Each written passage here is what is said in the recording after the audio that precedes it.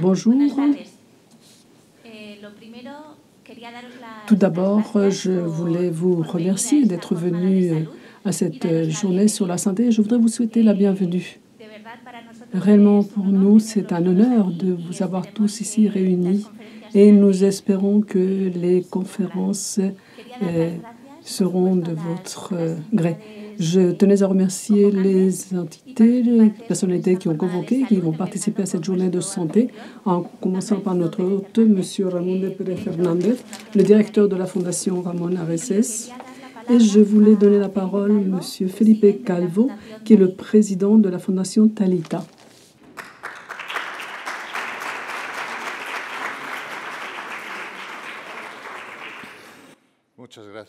Merci beaucoup, Béatrice.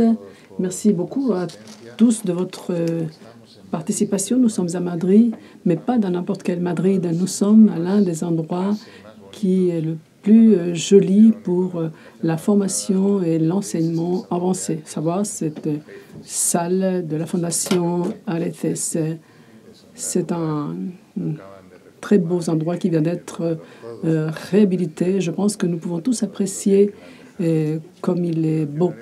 La Fondation Arces est pour nous, pour tous ceux qui vivons dans le monde de l'enseignement, de la science, etc., c'est un lieu différent, un lieu excellent. Nous devons vraiment remercier de nous avoir fait place ici et qu'il soit si souple et qu'il le fasse avec tant de liberté. En particulier, la Fondation Talita Madrid, que je représente à l'heure actuelle, vous remercie infiniment de nous avoir accordé un endroit où nous pouvons expliquer ce que nous faisons, qui sommes-nous, et surtout pouvoir réfléchir à voix haute pour atteindre les personnes qui pourraient être intéressées dans notre manière de procéder. Et je tiens également à saluer plus particulièrement la Fondation Le Jeune, que ce soit la Fondation Le Jeune française ou espagnole, de l'effort fourni pour pouvoir rassembler d'excellents scientifiques pour la séance d'aujourd'hui. Et nous espérons que cette collaboration se poursuive, ce partenariat se poursuive pendant très longtemps. Ils ont la science, nous avons les jeunes. Par conséquent, c'est une excellente collaboration. Aujourd'hui, nous allons semer la première graine et j'espère que cela nous conduira très loin. Le professeur Flores est ici, qui est une autre personnalité qui s'occupe depuis tant d'années dans le monde du handicap et des personnes qui ont une trisomie. Et je ne peux éviter de le citer. Il est parmi nous. Nous allons avoir le plaisir de l'entendre de nouveau. Et je tiens à le saluer avec grande affection depuis l'âme Talita, le monde Talita. Je tiens à vous dire que nous espérons que tout soit facilement compréhensible. Il y a beaucoup de science, mais je suis sûr que nous serons capables de la comprendre. Et nous essaierons également d'avoir un colloque et qu'il y ait une interaction. Parfois, le colloque n'est pas trop long. Vous pouvez poser des questions aux personnes qui vont participer avec leur conférence. Le professeur Emilio Bouza, qui est aussi au premier rang, président du comité scientifique, qui est mon ami. C'est la raison pour laquelle nous sommes tous ici aujourd'hui. Il a accordé une activité comme celle-ci qui pense que cette activité atteint la société avec un peu de savoir et de connaissances suffisantes pour avoir un impact et pour permettre que nous ayons tous une société plus avancée et une meilleure société. Emilio, je te remercie infiniment aujourd'hui de nous accorder la possibilité d'utiliser cette salle fantastique. Et voilà, c'est tout ce que je voulais dire. Je pense, Béatrice, qu'il faut donner la parole à quelqu'un d'autre, je crois.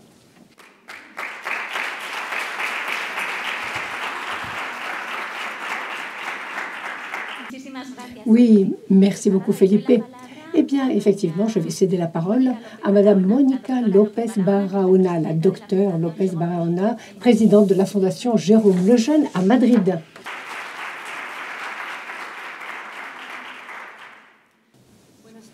Oui, bonjour.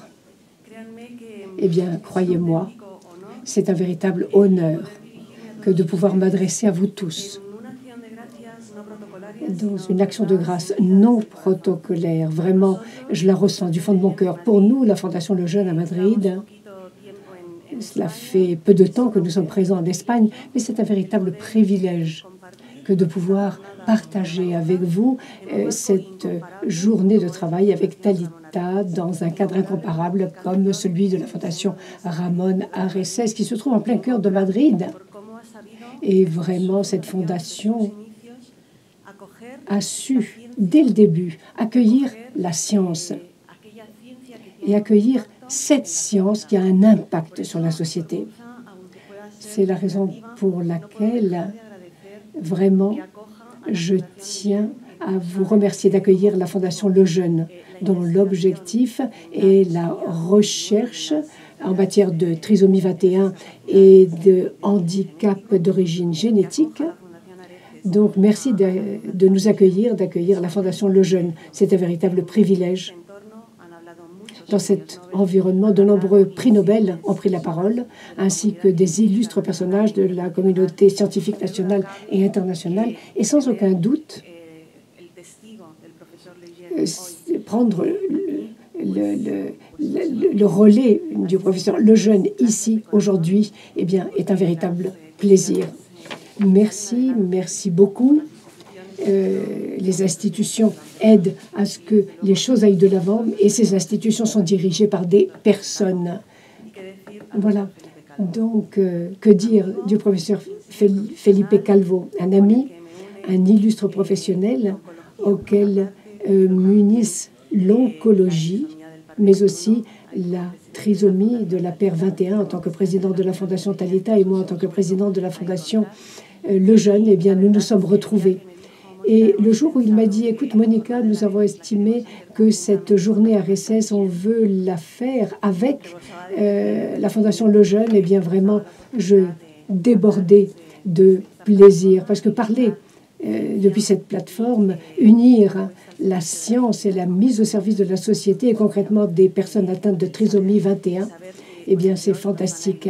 C'est avec ce savoir qu'aujourd'hui, d'illustres personnes vont s'adresser à nous, parmi lesquelles des personnes qui ont fait partie de notre conseil, et des experts, d'autres experts nationaux et des experts de la fondation mère de la Fondation Le Jeune à Paris, et qui suivent la voie tracée par le professeur Le Jeune. Je suis convaincue de ce qu'aujourd'hui, pour le professeur Le Jeune, c'est aujourd'hui un jour de fête. Et cet acte est un hommage à ce qu'il a représenté pour la trisomie de la paire 21. Merci à tous énormément de votre assistance et je remercie de nouveau toutes les entités qui nous accueillent.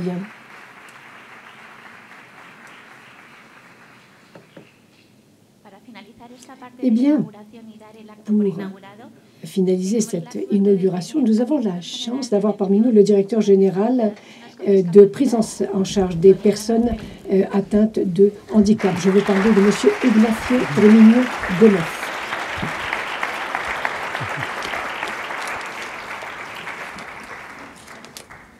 No sé, creo... Ah, sí que tengo micrófono. Buenas tardes a todos. Micro est bien branché, bueno, en primer lugar, presidenta, Madame la presidenta de la Fundación Talita, de la Fondation Talita, presidenta de la Fundación Le Jeune, director general, de la Fondation Le Jeune, director de la Fundación Ramón Arrecees.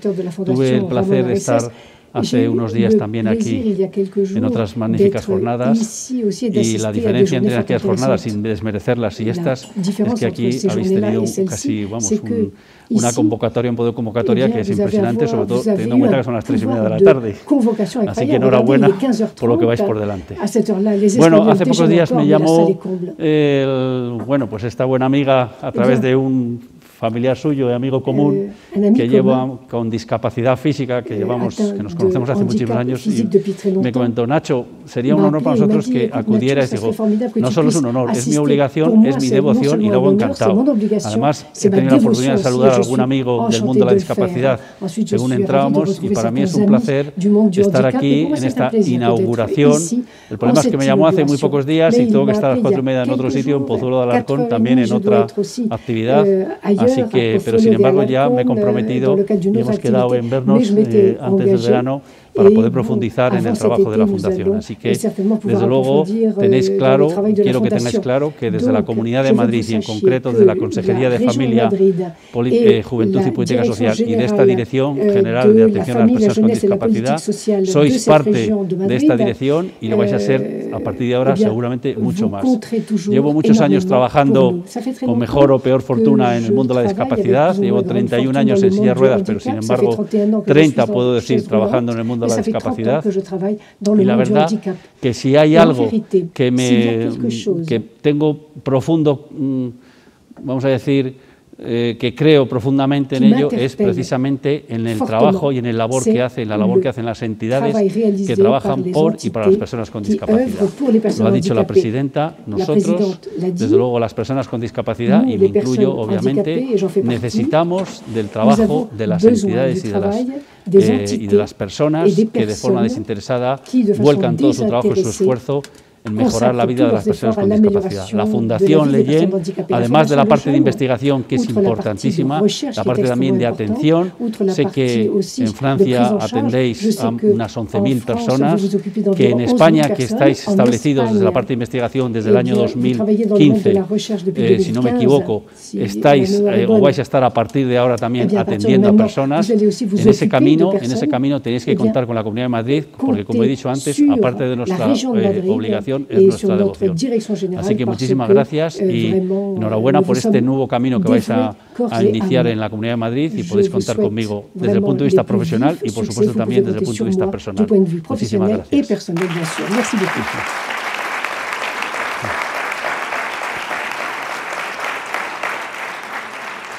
Y quedan inauguradas las jornadas. Voilà, ces journées sont inaugurées par conséquent. Yeah.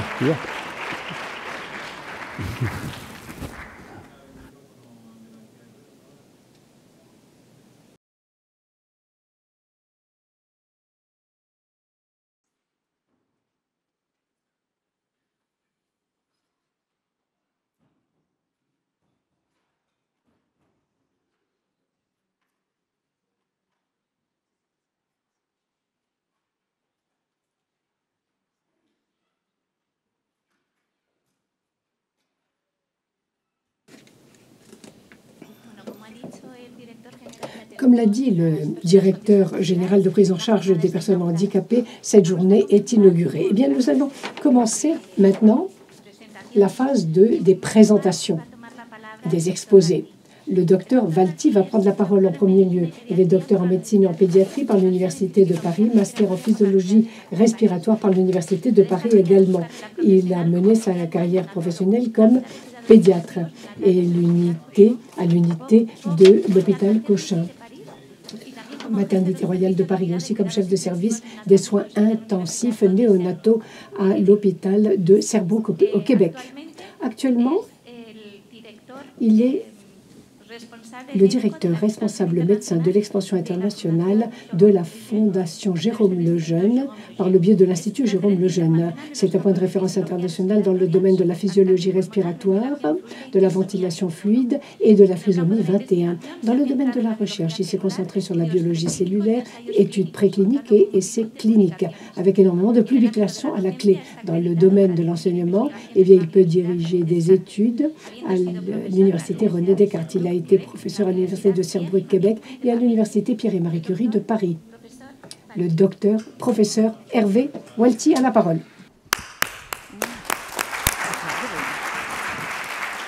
Muchas gracias. C'est le seul mot que je dirais en espagnol. Je vais m'exprimer en français.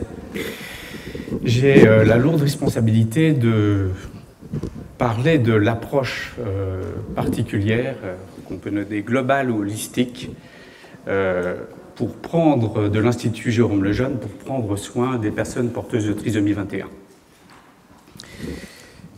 Alors, je pense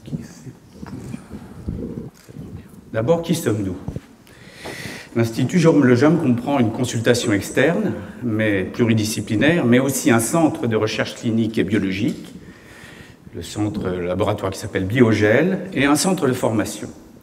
Nos locaux sont situés au cœur de Paris. et ils sont exclusivement dédiés aux personnes présentant une déficience intellectuelle d'origine génétique, et ce tout au long de la vie, c'est très important, de la naissance à la fin de la vie.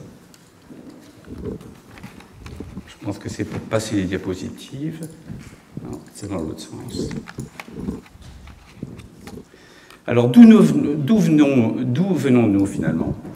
L'Institut Jérôme Lejeune a été créé en 1997 par la Fondation Jérôme Lejeune afin de perpétuer la vision de soins et de recherche du professeur Lejeune pour les personnes atteintes de déficience intellectuelle d'origine génétique. Nous avons essentiellement 3 missions: soigner, chercher et former. Ces 3 missions sont proches, mais pas tout à fait identiques, à celles de la Fondation Jérôme Lejeune, qui est de chercher, de soigner et de défendre. Tout d'abord, je vous parlerai du soin. Soigner, oui, mais tout au long de la vie.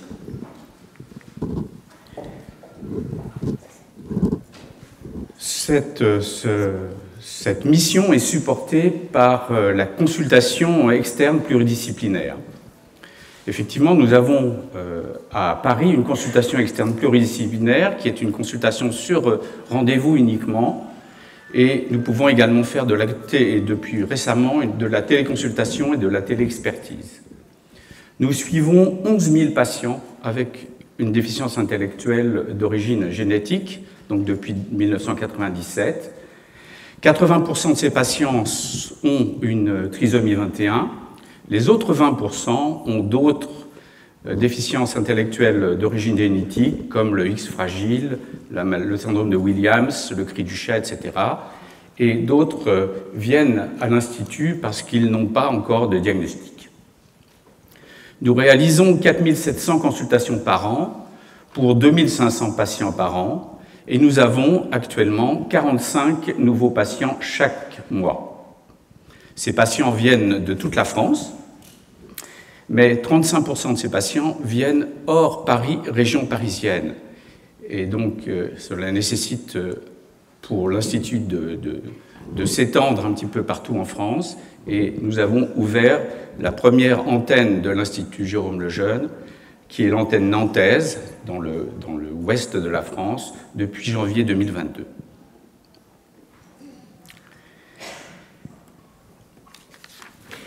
Alors, quel âge ont nos patients maintenant?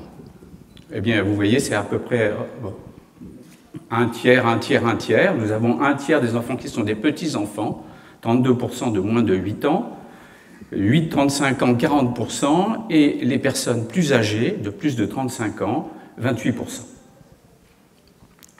Pour ce faire, nous bénéficions d'une équipe médicale et paramédicale dédiée. Ici, c'est la consultation externe de Paris. Donc, nous avons des médecins de première intention, 5 pédiatres, 2 gériatres, 2 généticiens, un généraliste.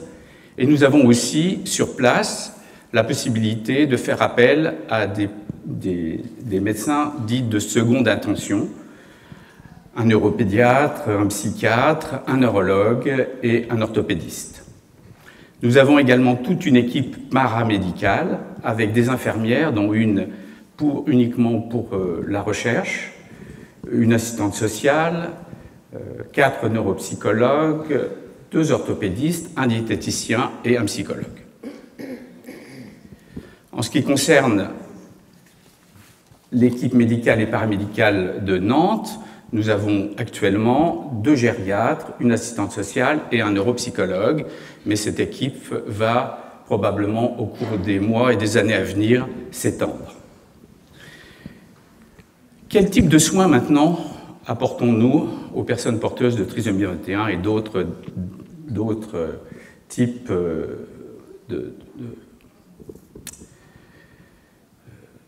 de déficience intellectuelle d'origine génétique? Excusez-moi. D'abord, du diagnostic et du conseil génétique. En effet, nous avons 2 généticiens qui permettent de faire ce type de diagnostic et de conseil. Et puis, évidemment, un suivi médical global, qu'on peut dire holistique, et nous voyons nos patients une à deux fois par an.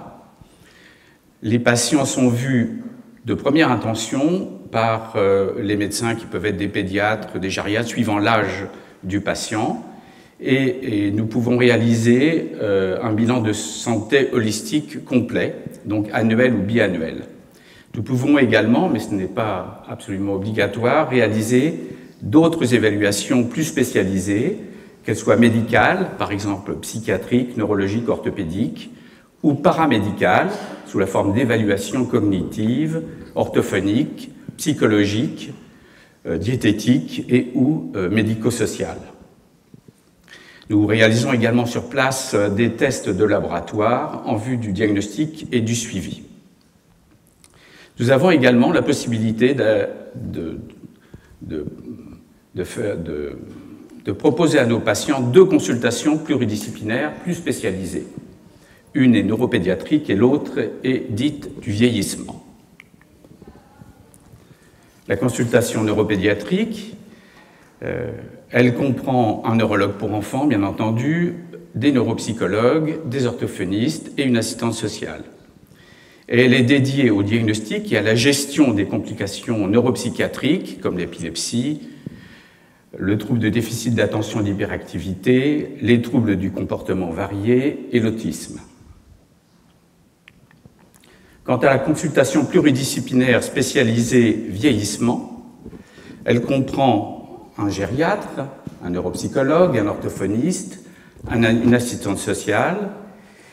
Elle est dédiée au diagnostic et à la gestion des pathologies du vieillissement, et ceci dans le but, bien entendu, de maintenir la qualité de vie des personnes âgées et d'établir, in fine, un plan de coordination des soins pour les patients atteints notamment de démence et notamment de la maladie d'Alzheimer. Ce que nous faisons et ce que nous ne faisons pas. Alors, ce que nous faisons, c'est des diagnostics d'abord. Nous faisons également des bilans de santé holistique complets et générons à la fin de la consultation un plan de soins complet pour le médecin traitant, ce qui est extrêmement important. Ce que nous ne faisons pas. Nous ne faisons pas de soins primaires. Nous ne sommes pas le médecin traitant de ces patients, ça c'est très important à comprendre. Et nous ne faisons pas de réadaptation. Et pour ce faire, nous orientons nos patients en dehors de notre consultation. Alors, quelles sont les clés, à notre façon de voir, du succès d'un tel institut? Alors, on peut nommer 8 clés, je ne vais pas les nommer là, je vais les nommer maintenant. Tout d'abord, c'est une consultation holistique qui prend son temps. En effet, la durée des consultations est en moyenne d'1 heure. C'est presque une valse à 4 temps. Le premier temps, c'est pour poser un bon diagnostic, pour approfondir l'interrogatoire et faire un bon examen clinique. La médecine, c'est d'abord un examen clinique. Pour ne rien oublier, pour éviter les examens complémentaires inutiles, pour évaluer les besoins et trouver les solutions concrètes pour une bonne prise en charge au quotidien. Le second temps de la valse, c'est pour l'écoute, l'échange, les conseils, l'accompagnement, c'est un temps très important. Le troisième temps, il est pour évoquer les différents domaines qui touchent la vie du patient, médical, social, culturel, sportif, spirituel. Le temps nécessaire pour apprivoiser des patients également, souvent très anxieux, à ces consultations. Et enfin, le quatrième temps, il est offert pour regarder le patient comme une personne unique, avec ses difficultés, mais aussi avec toutes ses capacités. Nous exerçons, et ça c'est une particularité, je pense, de l'Institut, un suivi médical tout au long de la vie, donc un véritable suivi longitudinal de nos patients. Ceci va permettre de faire bénéficier les personnes porteuses de trisomie 21 de professionnels adaptés à chacune des périodes de la vie. Et ce, contrairement à des structures qui sont tributaires des barrières d'âge, pour différentes raisons.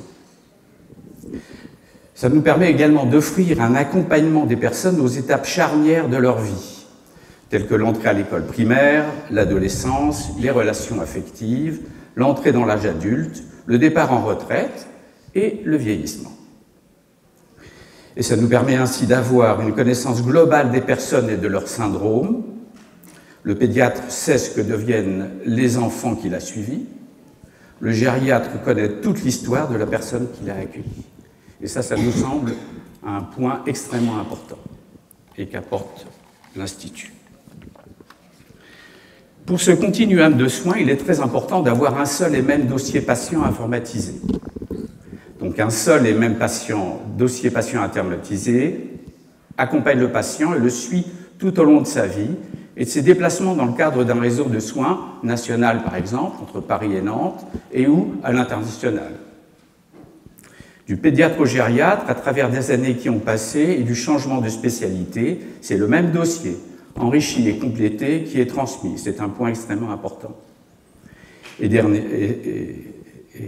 Enfin, ce dossier médical informatisé est par ailleurs tout à fait essentiel pour le recueil des données de recherche clinique dans le cadre d'études réalisées en réseau qui sont si importantes et dont vous parlera plus avant Dr Mircher. Alors ce continuum de soins, il repose évidemment sur une équipe pluridisciplinaire spécialisée, donc des médecins spécialisés dans la prise en charge des déficiences intellectuelles d'origine génétique à chaque âge de la vie, du pédiatre au gériatre, sur des spécialistes paramédicaux experts dont le rôle est l'évaluation et non le suivi, ça c'est également un point important. Et nous sommes évidemment, tout l'Institut est appuyé par un réseau extérieur de spécialistes d'organes, un pneumologue, un cardiologue, etc.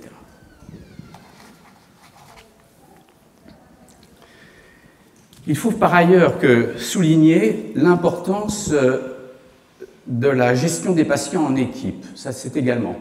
Nous, médecins, on a souvent tendance à travailler un petit peu chacun dans notre coin. Et il est important, évidemment, que ça soit un travail d'équipe pour réaliser un continuum de soins de ce type. Le travail en équipe permet de percevoir toute la richesse des patients et de confronter les pratiques professionnelles. On apprend à tous les jours quand on est médecin. En plus des échanges quotidiens, les professionnels se retrouvent chaque semaine en réunion pour partager leur regard sur leurs patients. Tous les avis comptent et aucun professionnel n'est isolé dans sa pratique. Nous travaillons véritablement en équipe. Enfin, on va souligner également l'importance d'un compte-rendu de consultation holistique.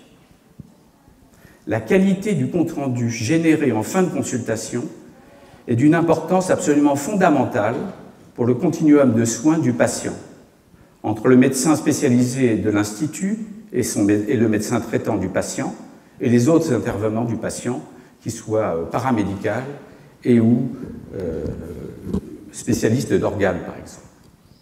Ce compte-rendu constitue souvent, pour les médecins traitants, les parents, les aidants familiaux et les patients, une référence pour l'année à venir. Je vous rappelle qu'on voit les patients une fois par an. Et ce doit d'être complet et de donner une perspective précise et globale, holistique, de la vie du patient. Notre deuxième mission, c'est chercher pour guérir. C'est une synergie clinique-recherche. L'approche est bidirectionnelle et synergique, du soin à la recherche et de la recherche aux soins. Elle est nourrie à la fois par les questionnements et l'expertise médicale et paramédicale, mais aussi et peut-être surtout par le vécu et les problématiques des patients et des familles qui sont partenaires à part entière du processus. Elle va s'appuyer d'une part sur les données cliniques épidémiologiques qui sont entièrement informatisées et d'autre part sur les données de Biogel, qui est une biobanque spécialisée dans les déficiences intellectuelles d'origine génétique et qui est établie à l'Institut depuis 2008. Nous bénéficions actuellement de 20 000 ressources biologiques en 2021. Troisième mission, également importante, former pour mieux accompagner. La formation est centrée sur la trisomie 21. Elle est pour qui cette formation? Pour les parents et les aidants familiaux en premier et les patients eux-mêmes, les professionnels médicaux, paramédicaux, sociaux et médico-éducatifs. Comment fait-on? La transmission au jour le jour est très importante pendant les consultations, à l'aide du compte-rendu holistique et global, par la participation à des ateliers et à des formations médicales ou paramédicales, ou pour les parents et les aidants familiaux, et par l'accueil de stagiaires médicaux et paramédicaux de par le monde. Et nous avons actuellement le plaisir d'annoncer que nous avons un portail de formation online spécifique qui se nomme T21 Learning et qui est spécifique à la trisomie 21, et ce depuis mai 2022, et qui sera en trilingue, français, anglais et espagnol. Pour conclure, nous croyons que, d'une part, seule une approche holistique et globale, soignée, cherchée, formée, tout au long de la vie, est un travail d'équipe pluridisciplinaire, et seul ce travail permet de réellement prendre soin des personnes porteuses de trisomie 21. D'autre part, que seul un regard positif et bienveillant, dans le respect de la personne, de sa personnalité et de sa dignité, peut permettre à chacun de développer tout son potentiel et de trouver la place qui lui revient de droit dans notre société. Et enfin, nous croyons qu'un jour, nous pourrons, notamment grâce à la recherche, corriger la déficience intellectuelle. Je vous remercie de toute votre attention.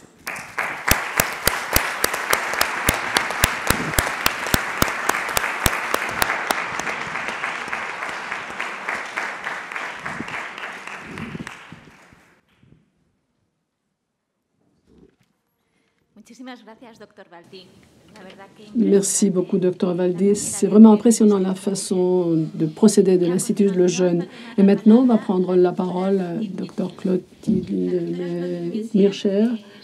Elle est disciple directe du Dr. Le Jeune. Elle est docteur en médecine générale et en génétique clinique. Elle est spécialiste en embryologie normale et pathologique, cytogénétique, génétique humaine. Par ailleurs, elle a un diplôme en neuropsychologie, un master en recherche physiologique pratique, optionétique médicale et hospitalière. Elle a développé sa carrière professionnelle à l'hôpital Nécron d'enfants de Paris, à l'hôpital Antoine de Lille et à l'Institut Jérôme Lejeune. Depuis l'année 1990, elle est médecin génétiste à l'Institut Jérôme Lejeune, en réalisant le diagnostic et le suivi des patients de tous les âges. Par ailleurs, elle est la directrice médecin de l'Institut Jérôme Lejeune. Comme chercheuse clinique, elle a participé dans les principaux essais cliniques concernant la discapacité ou déficience intellectuelle d'origine génétique. Les publications d'articles sont extrêmement nombreuses depuis 1992, où elle a publié son premier article avec le professeur Lejeune, parmi d'autres. Elle a publié pratiquement chaque année jusqu'à aujourd'hui. C'est un honneur de l'avoir parmi nous, Dr. Mircher.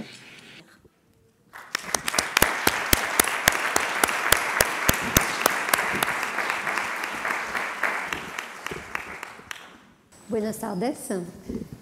Muchísimas gracias por acogerme. Es la única palabra que voy a hablar en español. Maintenant, je vais parler de la recherche que nous faisons à l'Institut Le Jeune. Donc, je vais vous partager ce que nous faisons en lien avec des personnes, en particulier en Espagne ou dans le monde entier, et qu'a introduit tout à l'heure Hervé. Comme l'a dit Hervé, l'Institut Le Jeune, enfin, il ne l'a pas dit, mais l'Institut Le Jeune est rattaché à un hôpital public qui donc permet les consultations dans le cadre sanitaire français. Mais le soutien financier vient essentiellement de la Fondation Le Jeune, qui a donc une mission de soins, de recherche et de défense de la vie. Le soin, c'est l'Institut Le Jeune, et la recherche, c'est aussi l'Institut Le Jeune, mais pas que, puisque vous voyez, l'Institut Le Jeune, la Fondation Le Jeune promeut de la recherche fondamentale, translationnelle et clinique, et puis promeut aussi des bourses, des jeunes chercheurs et des prix, et essaye de développer un réseau de collaboration dans le monde entier au bénéfice des personnes avec une déficience intellectuelle génétique. Et donc, la Fondation Le Jeune est le soutien unique de la recherche à l'Institut Le Jeune. Donc, comme l'a dit le professeur Valti, l'Institut Le Jeune est un centre de consultation et de recherche pour les patients ayant une déficience intellectuelle génétique. Et elle s'appuie aussi, comme l'a dit Hervé aussi, sur un centre de ressources biologiques qui s'appelle Biogel, où on stocke du matériel, du sang, quelquefois des biopsies cutanées, du liquide céphalorachidien, voilà, qui viennent des patients, qui permettent de céder ces échantillons à des chercheurs qui font de la recherche fondamentale, ou alors voilà, dans le cadre de recherche clinique. Donc, le professeur Valti l'a déjà dit, nos patients sont des personnes avec une déficience intellectuelle génétique, principalement ayant une trisomie 21, mais aussi d'autres syndromes génétiques plus rares, ou des syndromes génétiques dont on ne connaît pas encore la cause et qu'on cherche. Ce qui est très important, c'est qu'on suit des patients de tous les âges et qu'on voit beaucoup de nouveaux patients tous les ans. Donc là, cette diapositive résume un petit peu notre mission. Notre mission, elle est complètement tournée au bénéfice des patients, que ce soit le soin, donc avec le logo de l'Institut Lejeune, la recherche soutenue par la Fondation Lejeune et les ressources biologiques avec le laboratoire de recherche. Donc les objectifs de la recherche, comme toutes les personnes qui font de la recherche, c'est d'abord de comprendre les causes de la déficience, du déficit intellectuel et des complications qui sont associées au syndrome génétique. D'abord comprendre pour essayer d'améliorer la vie des patients et effectivement avec l'espoir ou le but de corriger autant que nous pouvons la déficience intellectuelle. Et puis voilà, si on peut trouver des traitements qui améliorent la vie de nos patients. Le cadre de la recherche, là c'est une diapositive très générale, mais qui pose un petit peu les difficultés qu'on peut, enfin en tout cas les défis qu'on peut rencontrer. Quel est l'objectif de la recherche? Est-ce qu'on veut améliorer les symptômes? Est-ce qu'on peut vraiment corriger la déficience intellectuelle? Quand est-ce qu'on va pouvoir agir? C'est vrai que s'agissant de la trisomie 21, on pense qu'on devrait agir le plus tôt possible, et si on pouvait, même avant la naissance, mais ça c'est théorique. Si on trouvait un traitement, combien de temps il faudrait le donner? Est-ce que ça serait ponctuel? Est-ce que ça serait probablement pour toute la vie? Et si c'est un traitement pour toute la vie, ça veut dire qu'il faut que le traitement soit vraiment très sécurisé et très sans effets secondaires. Voilà. Et puis la question qu'on se pose depuis qu'on fait de la recherche dans la déficience intellectuelle et que rencontrent tous les chercheurs dans ce domaine, c'est de comment évaluer l'efficacité. C'est-à-dire qu'il faut disposer, avoir des outils qui sont assez sensibles pour mesurer l'effet qu'on veut observer. Et c'est vrai que par exemple, puisqu'on s'intéresse au développement cognitif, tous les outils de mesure, entre guillemets, du développement cognitif ne sont pas faits, ne sont pas adaptés pour les personnes avec déficience intellectuelle et du coup manquent de sensibilité. Donc c'est un vrai champ de recherche de pouvoir développer ces outils. Et puis, de façon plus générale, c'est vrai que c'est toujours difficile ou délicat de demander à des parents d'enfants ou des parents d'adultes de rentrer dans un essai clinique en double aveugle où il y a un groupe qui prend le traitement et un groupe qui est traité par le placebo. C'est vrai que ce n'est pas l'idéal, mais c'est pour le moment la seule manière qu'on a de pouvoir démontrer l'efficacité d'un traitement. Et puis, en ce qui concerne la recherche fondamentale, on sait bien que les modèles existent, sont utiles, mais ils sont quand même imparfaits, ce qui concerne aussi bien les rats que les souris, et puis même les cellules IPS. Donc là, j'ai résumé un petit peu, dans plusieurs diapositives, quels sont les objectifs pour le traitement. Donc, à gauche, comprendre. Et donc, il faut faire comprendre quels sont les gènes en cause, quels sont les gènes les plus importants, qu'est-ce qu'ils font, comment ils interagissent les uns avec les autres. Faire aussi comprendre aussi avec des études observationnelles épidémiologiques qui permettent de faire l'histoire naturelle d'une maladie. Et c'est vrai qu'on connaît bien la trisomie 21, mais comme les personnes, l'espérance de vie augmente beaucoup, il y a tout un champ qu'on ne connaît pas, qu'on est en train de découvrir dans l'avancée en âge. Donc on a besoin de bien comprendre cette avancée en âge, éventuellement pathologique, et les complications associées. Et donc, à droite, si on veut soigner, en fait, voilà l'idéal, j'ai décliné du haut en bas, l'idéal, ça serait évidemment de pouvoir mettre au silence le chromosome 21. On sait le faire en laboratoire, mais évidemment, on ne sait pas le faire dans la clinique. On pourrait éventuellement moduler les produits des gènes, et c'est ce qu'on a essayé, je vous montrerai quelques exemples qu'on essaye de faire. Si on connaît les gènes, si on sait lesquels sont les plus coupables, si on peut dire, dans la déficience intellectuelle ou les complications associées, on va pouvoir éventuellement les inhiber, au moins partiellement.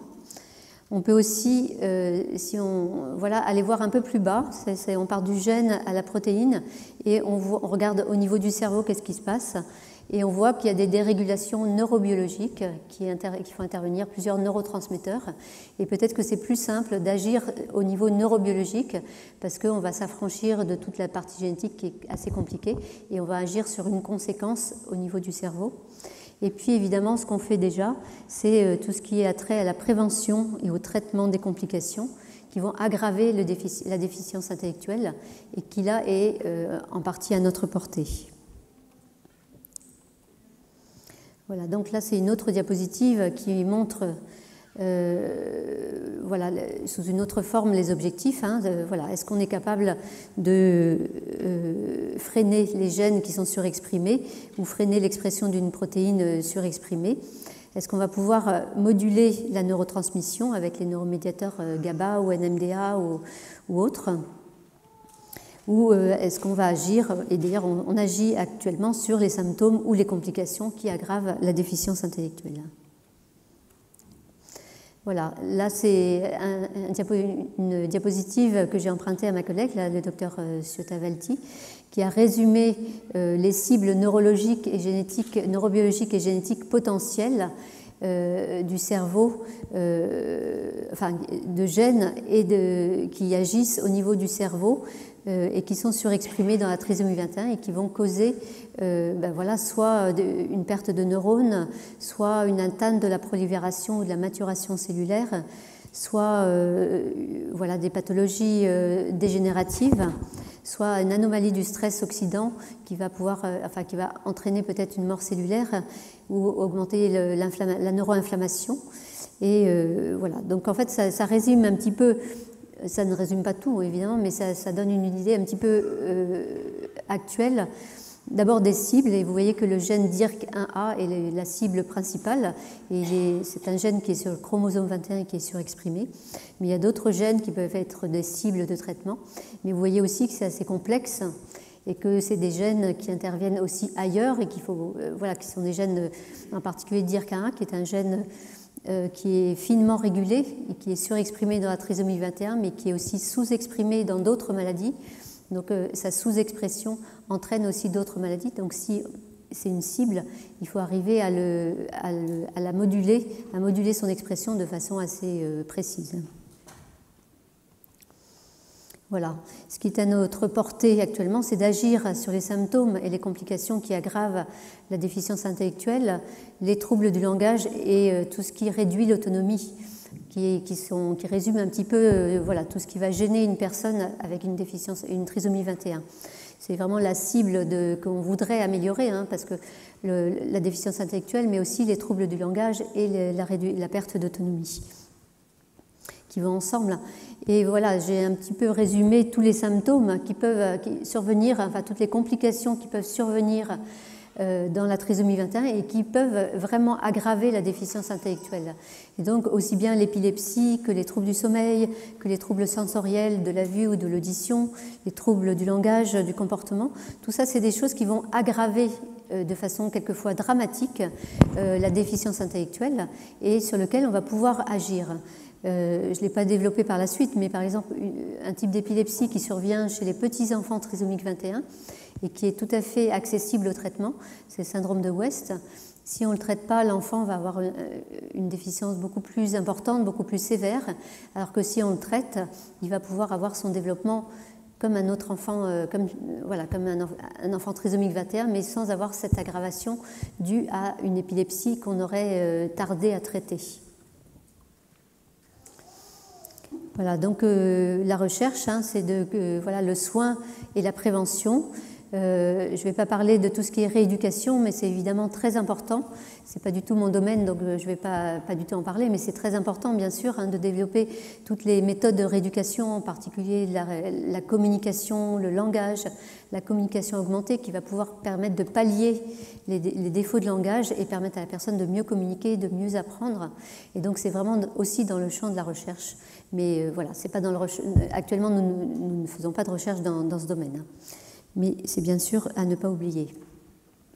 Là, c'est une liste des programmes de recherche clinique qui sont actuellement développés à l'Institut Lejeune. Je ne vais pas tous les détailler parce que ça serait trop long et ça serait un peu un catalogue un peu fastidieux. Mais voilà, je vais surtout en développer quelques-uns pour illustrer un petit peu la démarche de recherche à l'Institut Lejeune. Voilà, je vais parler Alors, c'est peut-être un petit peu dans les ordres, mais là, la cible, si vous vous rappelez ce que j'avais, la diapositive précédente, d'essayer d'agir sur les anomalies neurobiologiques. Là, c'est un projet qui est terminé, qui avait essayé de valider une hypothèse de Jérôme Lejeune selon laquelle il y avait une carence fonctionnelle en acide folique chez les patients avec trisomie 21. L'acide folique étant un cofacteur très important pour un grand nombre de réactions métaboliques, dont des réactions métaboliques cérébrales et la fabrication de neurotransmetteurs. Du coup, l'hypothèse était si on donnait beaucoup d'acide folinique aux patients trisomiques 21, on compensait cette carence fonctionnelle et peut-être on pouvait espérer une certaine amélioration. Et c'était un essai c'était un essai important à faire pour permettre de conclure, parce que c'était une hypothèse. Et c'était un essai facile à faire, puisque l'acide folique est un médicament qui est tout à fait sécurisé, qu'on utilise chez les tout petits bébés, chez les prématurés, donc il n'y avait aucun problème de sécurité. Et donc on voulait aussi étudier l'intérêt de l'adjonction d'hormones thyroïdiennes précocement chez les enfants, chez les petits-enfants trisomiques 21. Donc on avait traité les enfants à partir de 6 mois, et là c'était un essai en double aveugle, avec des enfants qui étaient traités avec 1 ou 2 traitements et un groupe placebo. Et voilà, cette diapositive illustre surtout, alors la conclusion est qu'on n'a pas réussi à montrer d'effets significatifs sur le développement des enfants avec l'un ou l'autre de ces traitements, mais ça nous a appris beaucoup de choses en termes de recherche clinique. Et cette diapositive illustre aussi le fait que la recherche clinique, ça prend du temps, c'est compliqué. Vous voyez que pour inclure 143 patients, il a fallu screener 700 patients et pour avoir 143 patients qui ont terminé l'étude. Donc vous voyez que c'est énormément de travail et c'est pour ça aussi qu'on essaye de développer les collaborations internationales pour que la recherche aille plus vite, bien sûr. Alors là, c'est une autre recherche qui est en cours. Et la cible, c'est d'agir sur les symptômes et les complications qui vont aggraver la déficience intellectuelle. L'hypothèse, c'est que si on détecte et on corrige les apnées du sommeil fréquentes chez les petits-enfants trisomiques 21, on va améliorer leur développement psychomoteur et peut-être cognitif.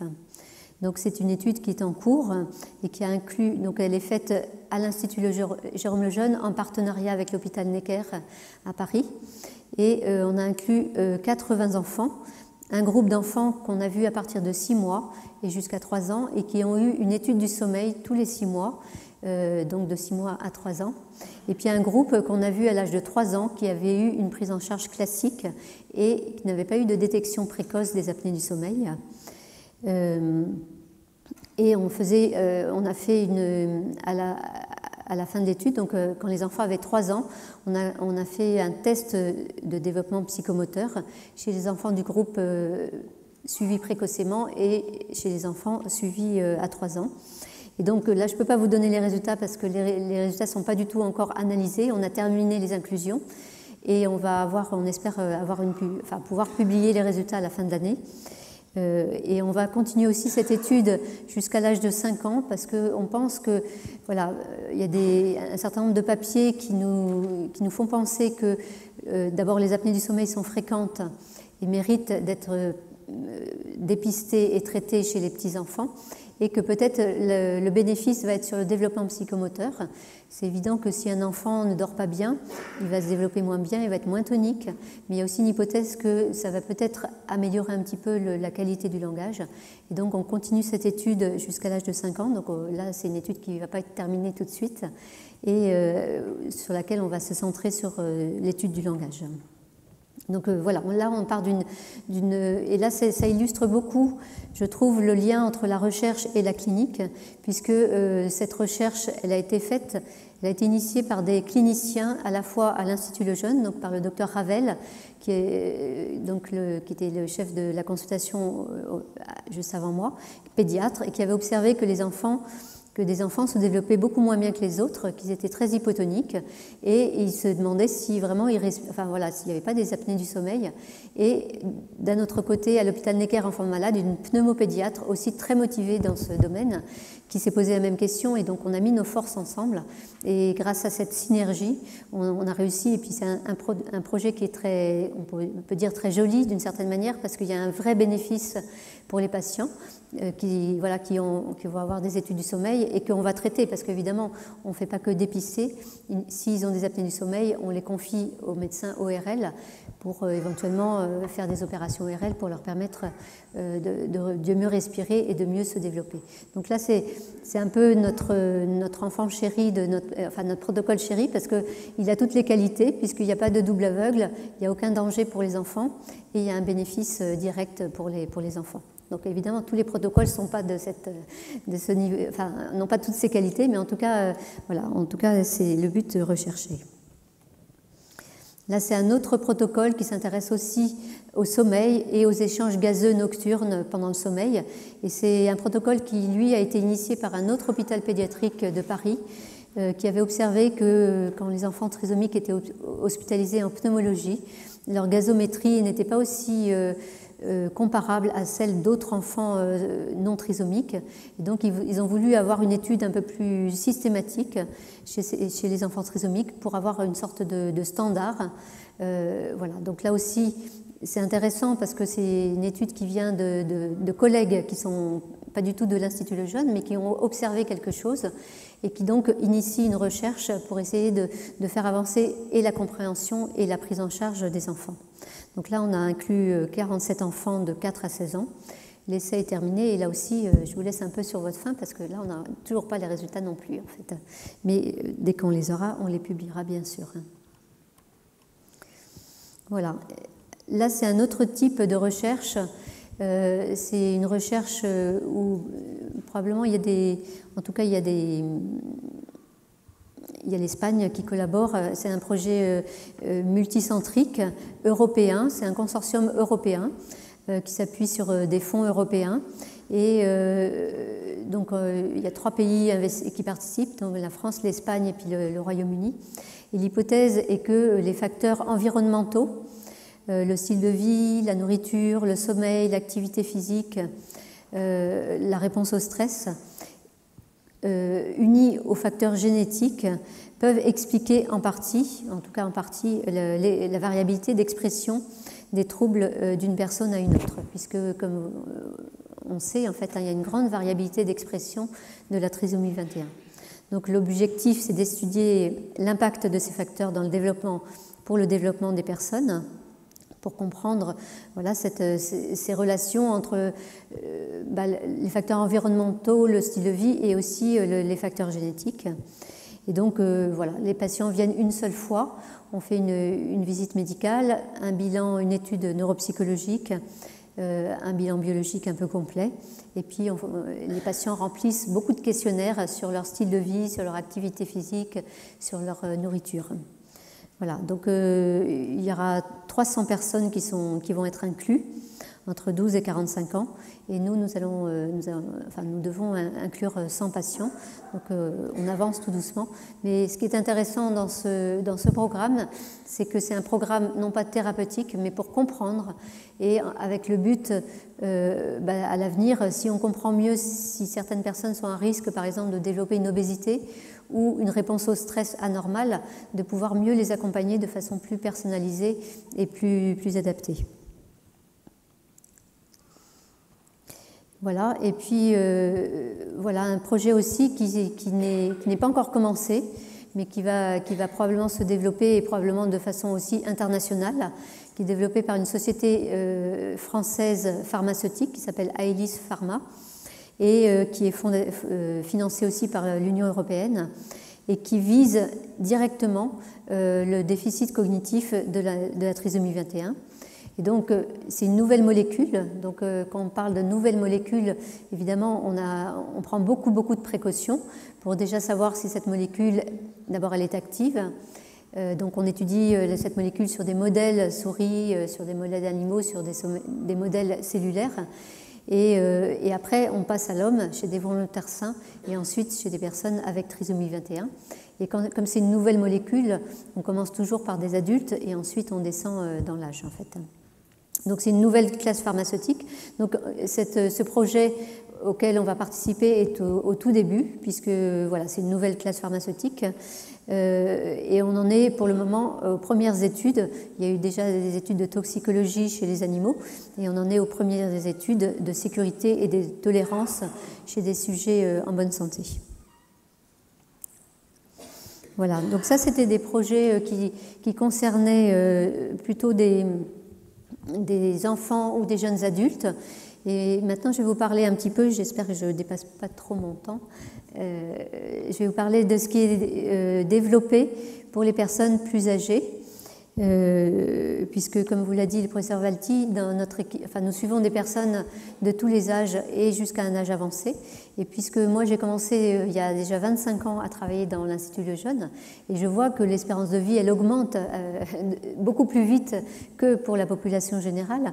Et donc, on s'occupe maintenant de personnes qui ont 60, 65, 70 ans même. On a plusieurs qui ont plus de 70 ans, ce qui était inimaginable il y a 20 ans. Donc, c'est un reflet aussi des soins médicaux qui se sont améliorés, de l'amélioration de la qualité de vie. Mais ça pose aussi évidemment des nouvelles questions, puisque il peut y avoir un vieillissement pathologique chez les personnes avec trisomie 21. Et en particulier, il y a un risque plus élevé de développer une maladie d'Alzheimer, qui est donc une maladie commune dans la population générale, mais qui existe aussi dans la trisomie 21. Donc l'objectif de cette recherche faite par mes collègues gériatres, qui s'appelle Trial 21, c'est d'identifier les facteurs qui pourraient influencer l'apparition d'une maladie d'Alzheimer en premier lieu, et puis d'essayer de voir comment évoluent les fonctions cognitives, la mémoire, le langage, le raisonnement au fur et à mesure dans le temps, au-delà de 35 ans, d'essayer d'identifier des marqueurs de la maladie d'Alzheimer. Et puis, évaluer aussi la bonne tolérance des patients aux examens médicaux, puisque dans ce protocole, il y a une visite médicale, il y a une prise de sang, mais il y a aussi une IRM cérébrale si les patients veulent, et une ponction lombaire pour avoir du liquide céphalorachidien. Alors, évidemment, c'est sur la base du volontariat, et les patients qui participent à cette étude, on les force pas bien sûr à avoir ni une IRM ni une ponction lombaire, mais donc ça permet aussi de mieux comprendre qu'est-ce qui peut aider les personnes à participer à un essai clinique, qu'est-ce qui est un frein, qu'est-ce qui est une aide. Donc c'est aussi intéressant et important pour que si un jour il y a un médicament pour les personnes ayant une trisomie 21 et une maladie d'Alzheimer, on puisse bien les accompagner et bien les traiter. Donc là, c'est une cohorte qui est développée par mes collègues gériatres. Et donc, l'objectif, c'est d'avoir 200 patients de plus de 35 ans qui sont vus 2 fois en 3 ans. Donc, on les voit une première fois et on les voit 2 ans après pour avoir avec les mêmes examens d'imagerie cérébrale, biologique, neuropsychologique et médicaux pour savoir leur évolution. Voilà. Et puis là, c'est un autre programme, mais dans lequel, qui recouvre un petit peu ce que faisait la cohorte Trial. Ça, c'est un consortium aussi européen qui s'appelle Horizon 21, et qui a pour objectif, ce que je vous disais tout à l'heure, c'est que faire de la recherche tout seul, c'est compliqué, c'est long, c'est quelquefois très aride. Et donc, si on met les forces en commun, on va beaucoup plus vite, beaucoup plus loin, et on va rendre un meilleur service aux patients et aux familles. Donc, l'objectif de ce consortium, c'est de mettre en commun les procédés de diagnostic de la maladie d'Alzheimer chez les personnes avec trisomie 21. Donc, le diagnostic clinique, neuropsychologique, biochimique et par imagerie cérébrale, et d'avoir des critères de diagnostic communs. Voilà. Et en fait, le but, vous voyez que c'est un consortium vraiment européen avec des gens, des gens qui ont des qualifications un peu différentes, parce qu'il y a des médecins cliniciens qui suivent des patients, mais il y a aussi des chercheurs, il y a des neuropsychologues, donc, et vous voyez que c'est dans toute l'Europe, y compris en Espagne.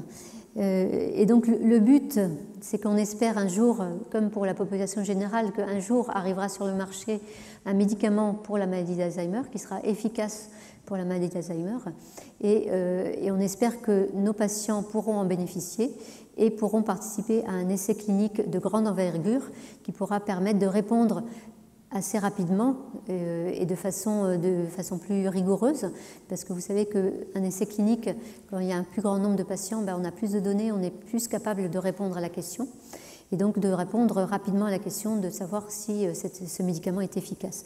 Donc vous voyez que c'est aussi une très belle réalisation de mettre les forces en commun, avec des qualifications différentes, des horizons différents, des cultures différentes, pour se mettre au service des patients, pour essayer d'assurer leur avenir et prévenir les complications. Voilà. Et donc je crois que je vais terminer avec l'étude Perseus, qui est une étude qui visait à freiner l'expression des protéines surexprimées. Donc le but de Perseus, c'était de freiner la surexpression du gène DYRK1A, qui est donc le gène majeur qui est considéré comme majeur, le principal responsable de la déficience intellectuelle. Et donc cette étude était multicentrique. Je ne vais pas reprendre tout le rationnel, parce que je pense que cette étude mériterait à elle seule un développement, puis un développement complet en fait. Et voilà, le but de l'étude, c'était d'évaluer la sécurité, c'était le premier objectif, d'évaluer la sécurité et la tolérance de l'épigalocatéchine galate, le GCG, chez les enfants de 6 à 12 ans avec déficience intellectuelle génétique, et la plupart avaient une trisomie 21. Et puis l'objectif secondaire, mais qui était vraiment secondaire parce qu'il n'y avait pas tant d'enfants que ça, c'est d'évaluer si cette molécule améliorait le développement des fonctions cognitives. Donc 60 enfants avec trisomie 21 de 6 à 12 ans ont été inclus, et ils ont pris le traitement pendant 10 mois. Donc l'étude est terminée, c'était une étude multicentrique. Alors, elle a permis de répondre à la première question, c'est-à-dire qu'il n'y a pas eu d'effet indésirable, donc il n'y a pas eu de problème de tolérance ou de sécurité avec cette molécule. Par contre, la question secondaire, qui était de savoir si ça amélioré le développement cognitif, en tout cas, l'étude n'a pas montré d'amélioration du développement cognitif. Donc c'est un résultat. Une étude, c'est une question avec une réponse, donc ça permet d'avancer. On va se poser des questions pour savoir pourquoi. Et donc l'article a été accepté, donc il va être publié très prochainement. Donc il y aura toutes les hypothèses et les explications. Mais voilà, pour vous expliquer aussi que la recherche, c'est des travaux de longue haleine. Et c'est aussi un aller-retour entre la clinique et la recherche, parce que sur le plan fondamental, quelquefois on a des hypothèses qui tiennent vraiment la route, qui sont intéressantes, ça marche chez la souris, et puis après quand on passe chez l'homme, ça marche moins bien. On l'a vu pour le protocole actif ou pour d'autres projets dont je n'ai pas parlé en fait. Mais voilà, ça permet aussi de retourner à la recherche fondamentale et d'affiner un petit peu les hypothèses et de dire, de dire peut-être la molécule, il faut la modifier, etc. Donc voilà, c'est un aller-retour. Donc c'est pour ça que la recherche, c'est un travail de longue haleine et qui demande beaucoup de patience et beaucoup d'espérance. Voilà. Et puis je vais terminer avec des programmes d'investigation fondamentale qui sont développés par la banque, notre biobanque, qui se fait. Alors, elle conserve des échantillons de patients qui sont inclus dans les projets Trial et GODS 21, mais il y a aussi des projets qui lui sont propres. Les projets les enfants du protocole actif, donc qui avaient été supplémentés en acide folique, ont fait une étude complémentaire sur la méthylation de leur génome, et on voit d'abord s'il y a un effet du traitement et s'il y a un effet dans le temps, s'il y a une variation de cette méthylation. Donc cette étude, elle est en cours, donc c'est pour ça que l'étude active n'est pas encore tout à fait terminée.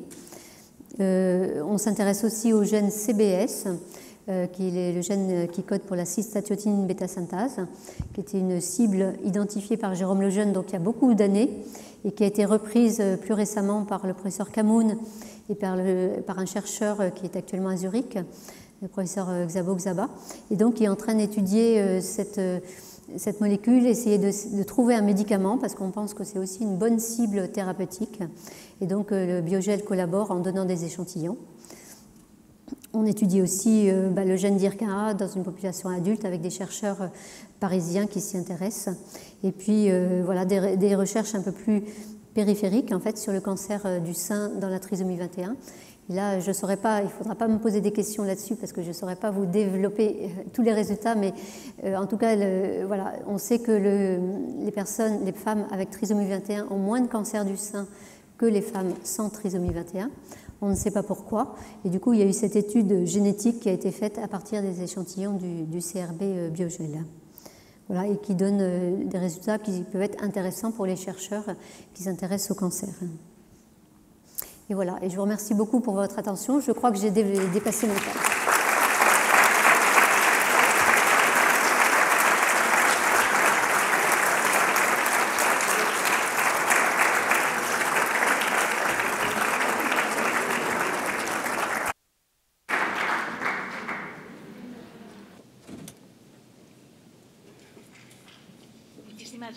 Merci beaucoup, docteur Mircea. Vraiment, ces lignes de recherche sont impressionnantes, ainsi que tout le travail qui est réalisé dans ce sens-là pour améliorer les conditions de vie des personnes qui ont ces déficiences. Donc, un travail impressionnant. Merci beaucoup.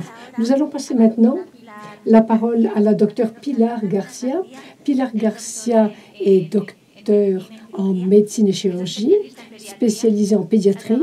Elle a travaillé à l'hôpital de Jerez et au Royaume-Uni, au St. James Hospital et à Leighton Hospital. Elle est spécialisée en neurodéveloppement. Elle a travaillé fondamentalement au niveau du diagnostic et traitement d'enfants atteints de troubles du spectre de l'autisme et de difficultés d'apprentissage. Elle a fait partie de l'équipe de santé mentale de l'hôpital Puerta del Sur de Jerez de la Frontera. Elle est pédiatre actuellement à la Clínica de Navarra. En tant que professeure, elle a présenté des travaux scientifiques à des congrès et à l'échelon national et international. Et en tant que chercheuse, elle a participé à plusieurs études et elle a élaboré des publications scientifiques dans des revues nationales. Docteur Garcia, vous avez la parole.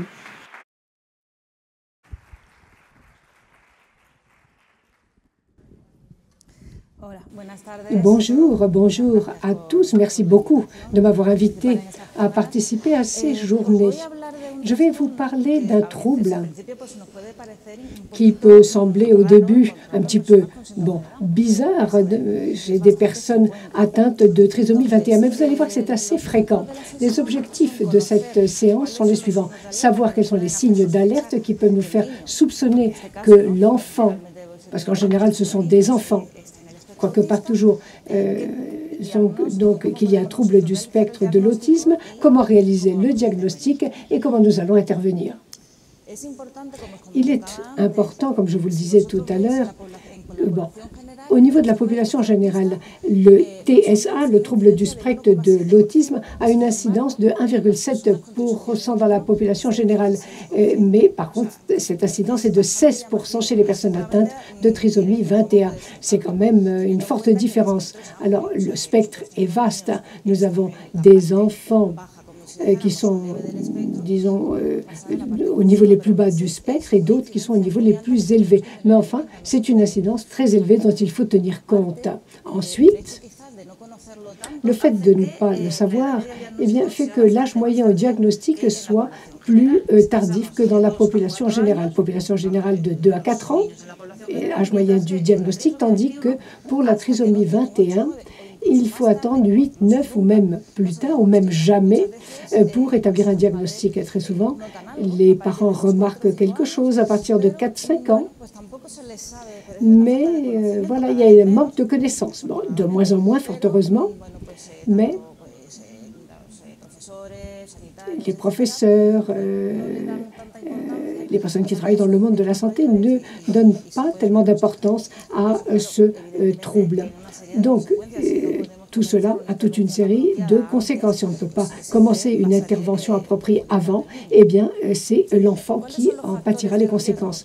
Alors, quels sont les facteurs de risque qu'il ait un diagnostic double, c'est-à-dire la trisomie 21 et le TSA? On voit, les statistiques montrent que chez les hommes, il y a plus de prévalence, 70%. Mais il est très difficile de diagnostiquer certaines femmes, vous le verrez tout à l'heure. Donc, probablement, c'est plus fréquent chez les hommes, certainement, mais pas dans cette proportion-là, puisqu'il y a des filles qui ne sont pas diagnostiquées. Au niveau des complications médicales, il peut y avoir des troubles gastro-intestinaux, etc. Mais la seule complication qui représente un facteur de risque, c'est l'épilepsie précoce et surtout le syndrome de West. Ensuite, il y a le coefficient intellectuel. Certains disent que non, mais si ça a une influence, que le coefficient intellectuel soit plus bas. Et au niveau de l'histoire familiale, comme c'est quelque chose de génétique, s'il y a d'autres membres de la famille qui sont dans le spectre de l'autisme, il est plus facile que l'enfant ait ce trouble aussi. Au niveau de la clinique, ce que j'aimerais dire d'emblée, c'est que je vais parler de signaux d'alerte chez les enfants dans divers groupes. Il n'est pas nécessaire que tous les signes soient réunis pour considérer que la personne a le TSA. Mais on ne peut pas dire non plus, s'il y a 2, 3 ou 4 signes, on ne peut pas dire non plus que c'est le trouble du spectre de l'autisme. Parfois, il y a beaucoup de signaux d'alerte, mais peut-être plus légers, qui peuvent nous induire en erreur. Alors, en ce qui concerne les parents, qu'est-ce que voient les parents en premier lieu? C'est un comportement stéréotypé. Par exemple, les stéréotypies, ça peut être par exemple que l'enfant se balance de l'avant vers l'arrière, ou alors lorsqu'ils sont très excités, ils font certains mouvements avec les doigts, avec les mains, etc. Ensuite, les persévérations. Ça, ce sont des moments persévératifs. Ils persévèrent, ils font le même mouvement sans arrêt, sans arrêt. Bref, par exemple, ici, l'enfant bouge sans arrêt, fait bouger la balle. Et ensuite, les rituels. Il faut faire certaines actions toujours de la même façon. Et il est difficile de les sortir de là. Il y a des parents qui nous disent, bon, mon enfant, pour l'amener à l'école, je ne peux pas le conduire sur un trottoir un jour et sur le trottoir d'en face l'autre jour. Non, non, il faut toujours passer au même endroit, entrer par la même porte, etc. Ce sont les rituels. 60% des enfants ayant la trisomie 21 ont des stéréotypies et des rituels. Ça ne veut pas dire qu'ils aient le TSA. Comment les distinguer? Dans les stéréotypies, les symptômes sont beaucoup plus intenses. Par exemple, s'ils ont des persévérations, il est très difficile de leur faire changer, d'attirer leur attention sur autre chose, alors qu'une personne qui a la trisomie 21 se laisse distraire.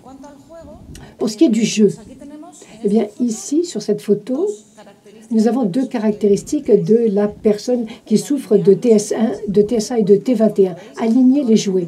Comme vous le voyez, cet enfant, tous les jours, aligne de la même façon ses jouets. D'abord la maison, ensuite le petit canard, ensuite une chaussure, une autre chaussure, etc. Donc, aligner les jouets, c'est un rituel, parce qu'il ne s'endormira pas tant qu'il n'aura pas aligné les jouets comme il le veut. Et ça, ils le font très souvent. Ensuite, très souvent, on dit oui, mais il joue avec d'autres enfants, d'accord, mais il joue en parallèle. Si tout le monde court, il court. S'il monte sur le toboggan, il monte sur le toboggan, mais il ne joue pas avec eux. Et ensuite, ils se concentrent beaucoup sur une partie du jeu. Ils ont une voiture. Pourquoi j'utilise la voiture? En général, je la fais bouger, j'imagine une histoire. Ici, il y a le papa qui va chercher son enfant à l'école. Eh bien, dans ce cas-là, il ne procède pas de cette façon-là. Il n'utilise pas le jouet pour faire un jeu symbolique ou imaginatif. Il tourne la voiture dans tous les sens et il commence à jouer avec les roues. Ils font tourner les roues, par exemple, et ce de façon très répétitive. Ils peuvent faire la même chose pendant 1 heure ou 2. Ils peuvent pendant 1 heure sortir les choses d'une boîte et les remettre, ouvrir une porte et fermer une porte. Ici, vous voyez cet enfant qui réalise cette stéréotypie qui est marquée. Parfois, c'est bon, simplement bouger un doigt. Mais là, dans ce sens-là, dans ce cas-là, vous voyez, ça affecte le corps entier. Il s'assied, il se penche, etc. Il y a une persévération aussi avec le jouet qu'il a dans la main. Et ça peut affecter aussi ce qu'il fait tous les jours. En ce qui concerne les compétences sociales, les enfants qui ont la trisomie 21 sont sociables. Et ceux qui ont le TSA aussi, pas autant, il y a certaines spécificités, mais ça, il est important de bien connaître ce sujet-là. Parce que, on nous dit, oui, mais l'enfant a des relations sociales et des compétences sociales. Donc, ils peuvent avoir des compétences sociales, donc il faut faire attention parce que cela peut nous tromper. Ils socialisent peut-être, mais pas autant. Ou alors ils te regardent dans les yeux, mais d'une certaine façon que, par exemple, ils regardent tout de suite ailleurs, tu leur parles, ils n'écoutent pas véritablement, ils ne démontrent pas un intérêt pour la même chose. S'il y a d'autres personnes, ils sont avec les autres personnes, mais ils jouent un peu de leur côté. Ils ne savent pas imiter, ils ne montrent pas des choses du doigt. Voilà, ça c'est un point très important pour pouvoir faire la différence entre les personnes qui sont atteintes de T21 et ou de TSA. Ensuite, il y a un retard au niveau du langage, aussi bien au niveau de l'expression que de la réception. En général, les T21, on considère qu'à partir de 3 ans, ils peuvent commencer à parler, tandis que les personnes qui sont atteintes d'autisme commencent 6 mois plus tard ou alors ne commencent jamais. Il y a peu de contact visuel dans leur cas. S'ils parlent, ils peuvent répéter très souvent les mêmes mots, l'écolalie, et ils n'ont pas autant d'intention de communication. Ils répondent oui, non, mais ils ne maintiennent pas de conversation réciproque. Voilà, ils ont du mal à communiquer. Ensuite, il y a un point très intéressant et très important et très fréquent, c'est l'hypersensibilité sensorielle. Ces enfants ont de nombreuses difficultés, là où il y a beaucoup de bruit, là où il y a beaucoup de monde, là où il y a trop de mouvements, etc. Ils se frustrent beaucoup, ils passent un sale moment. Donc, c'est pour ça qu'ils se bouchent les oreilles et ils essayent de rejeter ce genre de situation. Leur sensibilité fait que le toucher aussi soit spécial. Donc, s'il y a une crème ou alors le sable, si ça se trouve, ils veulent toucher, ils ne veulent pas toucher la crème, le sable. Et c'est un véritable cauchemar pour les parents que de leur donner à manger parce que soit ils ne mastiquent pas, soit ils ne mangent que 3 choses et il n'y a pas façon d'introduire un nouvel aliment. Alors, donc, que se passe-t-il? Eh bien, lorsque tout cela fait souffrir l'enfant, parce que vraiment, cette hypersensibilité les fait énormément souffrir. Lorsqu'ils ne savent pas comment l'exprimer, comment dire les choses, alors que font-ils? Eh bien, ils sont frustrés et ils libèrent cette frustration sous forme de crises de rage qui peuvent devenir incontrôlables. Ensuite, ils ont un retard aussi au niveau de l'acquisition des compétences dans la vie quotidienne. Manger tout seul, s'habiller, se laver, etc. Au niveau des altérations du comportement, on a parlé des crises de rage. Il est très souvent aussi que ces enfants aient un trouble du déficit de l'attention et de l'hyperactivité. Ensuite, l'anxiété. Et tout ça peut les amener à faire des autolésions, donc des lésions sur soi-même ou sur les autres.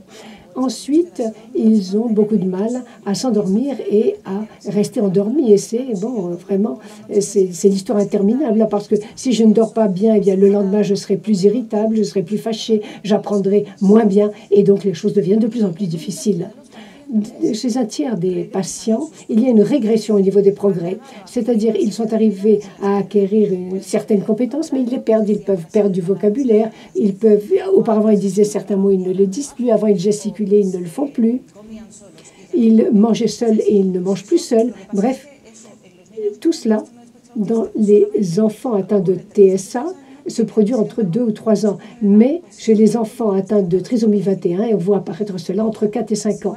Attention, si on voit cela, il faut se demander s'il n'y a pas une cause organique, par exemple une épilepsie de fond, qui pourrait expliquer ces symptômes. Si cela se produit pendant l'adolescence et qu'il n'y avait jamais eu de régression auparavant, alors ce n'est pas un TSA.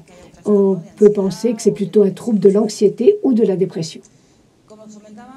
Comme je vous le disais, pourquoi est-ce que c'est plus difficile de le détecter chez les filles? Parce qu'en général, elles sont plus sociales. Déjà, les filles atteintes de trisomie 21 sont sociales et bon, elles ont plus de jeux symboliques, elles savent mieux imiter, elles sont plus sociables dans le jeu. Et donc, il est très difficile, très souvent, de détecter et de diagnostiquer avec toute certitude le TSA. Donc, il y a certainement des filles qui ne sont pas diagnostiquées, mais qui auraient bien ce TSA. En ce qui concerne l'étiologie, eh bien, je passerai rapidement. Les causes de la T21, on sait que c'est une trisomie, 3 chromosomes 21. Et pour le TSA, eh bien, il y a plusieurs facteurs. Il y a une partie génétique qui est très importante, sans aucun doute. Ce n'est pas un seul gène, ce sont beaucoup de gènes, beaucoup de variations de gènes. La plupart, on ne les connaît même pas. Il faudrait beaucoup plus d'études génétiques. Mais on sait qu'il y a une cause multifactorielle. Alors, je ne vais pas m'arrêter là. Pourquoi il y a plus de TSA parmi les T21 que dans la population générale? Eh bien, comme Clotilde l'a dit, une des variantes génétiques, nombre de copies, etc. Si on l'observe chez une personne qui a 3 chromosomes 21 au lieu de 2, eh bien, l'expression sera plus importante et il est plus facile de penser que cette personne est atteinte de TSA. Mais de la même façon que cette personne peut avoir une cardiopathie congénitale ou que certains puissent ou non l'avoir selon les variations génétiques. Donc, à la fin, ce qui est important, c'est l'étude du génome complet. On est en train de le faire, mais pas sur toute la population, loin de là. Et c'est probablement ce qui va nous aider à mieux connaître tous les gènes ou la plupart des gènes qui peuvent être impliqués dans ce TSA. Nous passons au diagnostic maintenant. En premier lieu, comme chez tous les enfants ayant la T21, il faut voir quelle est la capacité intellectuelle ou il faut voir quelle est la déficience intellectuelle. Nous savons que la capacité intellectuelle peut être mesurée non seulement par un chiffre, le coefficient intellectuel. Non, ce n'est pas suffisant. Il faut regarder cela, mais il faut aussi regarder quelles sont les conduites adaptatives de cet enfant. C'est-à-dire, est-il capable ou va-t-il être capable de mener une vie autonome, indépendante? Va-t-il être capable de s'habiller seul, de s'alimenter seul, d'aller dans la rue, de prendre un autobus, d'aller dans un magasin? Jusqu'à quel point est-il capable de faire cela? Eh bien, on évalue cela avec des tableaux. Par exemple, le tableau Vinland, ça c'est un interview très long pour les parents, ou la base 2. En ce qui concerne le coefficient intellectuel, nous avons le Bayley 3. On l'utilise pour les enfants qui ont moins de 42 mois. Et ensuite, on étudie aussi bien la partie cognitive que les compétences expressives, verbales, réceptives. Alors, la mesure de CI, c'est le WISC5 chez les sujets de plus de 5-6 ans. Mais il faut qu'ils parlent et il faut qu'ils aient un coefficient intellectuel de plus de 40. Donc, il y a une nouvelle méthode, ECDISE, qui n'a pas encore été vendue, mais qui est sur le point de l'être. Et là, oui, on peut évaluer le coefficient intellectuel des personnes qui ont un coefficient intellectuel plus faible. Il est important, en premier lieu, de bien situer la personne. Donc, nous savons quelles sont ses capacités, sa conduite adaptative. Ensuite, on fait le diagnostic. Alors, qu'est-ce que l'on fait en premier lieu? Un test de screening. Le premier test qu'il faut faire s'appelle MCHAT-R. C'est un entretien de 20 questions. Le pédiatre en attention primaire fait ce questionnaire à tous les enfants. Ce questionnaire est fait entre 18 et 24 mois, mais on peut le faire jusqu'à 30 mois. Donc, en fonction du nombre de oui et de non, on met une note. Si la note est supérieure à 2, on se dit, là on a des doutes. À partir de 7, on se dit, eh bien là, véritablement, il y a de fortes possibilités de ce que cet enfant est un TSA. Que se passe-t-il? Il a une sensibilité assez élevée, 80%, et une spécificité de 40 et quelques, qui est assez faible. Cela veut dire que si l'enfant est dans le spectre de l'autisme, avec ce test-là, je vais sans doute le détecter, je ne vais pas le diagnostiquer. Non, ça c'est un test de screening. Après, il faudra envoyer cet enfant chez le spécialiste. Mais il est difficile que s'échappe des enfants après avoir fait ce test. Mais bon, je vais peut-être effrayer les parents en leur disant que si ça se trouve, leur enfant a quelque chose. Mais enfin, il vaut mieux ça que rien. Au niveau de la trisomie 21, s'ils parlent, on peut le faire avant les 60 mois. Donc, c'est intéressant. Et s'ils ne sont pas verbaux, eh bien, on peut le faire jusqu'à 72 mois. Autre test de screening, le SCQ, l'ABC, et ensuite nous passons aux tests spécifiques. Ça, ce sont les 2 tests spécifiques pour pouvoir contribuer au diagnostic du TSA. Il n'y a aucun test, aucune analyse de sang, etc., qui permettent de diagnostiquer. Non, ça se base sur l'observation du spécialiste, sur la clinique et sur les entretiens avec la famille, mais cela soutient beaucoup et aide beaucoup. Alors, ADOS, c'est le premier test. Vous voyez, c'est toute la liste que vous voyez là. Ce sont énormément de jouets.